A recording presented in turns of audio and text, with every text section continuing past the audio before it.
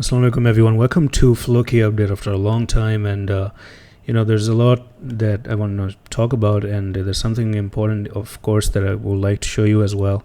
And for quite some time, Floki has been going really down and very choppy, sideways market on the 4-hour time frame. If you check the 4-hour, there's nothing much going on, but the weekly has a lot of story to say. But before we get into the weekly time frame, I'd like to give a huge shout out to dexrp, who are actually the sponsors of the video, and also SPX 6969. So basically these are two different projects that they're on the race of getting into exchanges and get listed on exchanges, which they're also offering their pre-sales right now. This one, on the other hand, you can buy on Solana blockchain and you can get in early. So basically the earlier you get, the more chances you have to get into to get a little bit of some profit out there. Just a quick checkout here is that if you sort of like even put $200 in here, you have the ability to make maybe $551 by the time DXP gets on exchanges. I do have a little bit invested in there in DXP, if you wonder.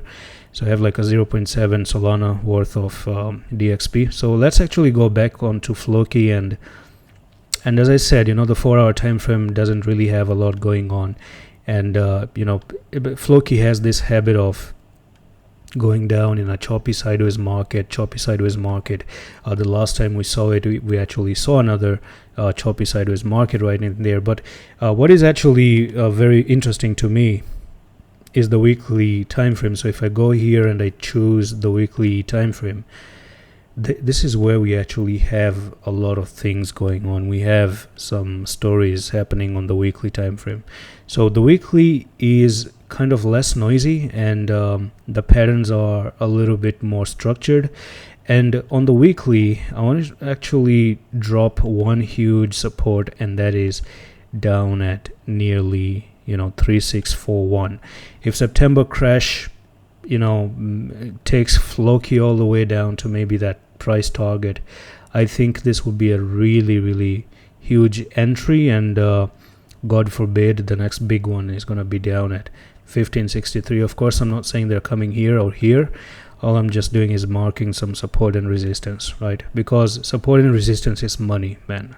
I mean, if you get your support right and resistance right, it's money. In particular, speaking about support and resistance, the weekly has this one little bit of a move right there, and we also have just gonna remove that. Okay, so we also have this one right here, and it looks something like this. So we're almost creating like a rising wedge or a channel or something. And Floki in the past, whenever it came down here, this was a huge pump.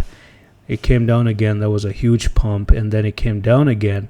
The question is it going to go for that pump again?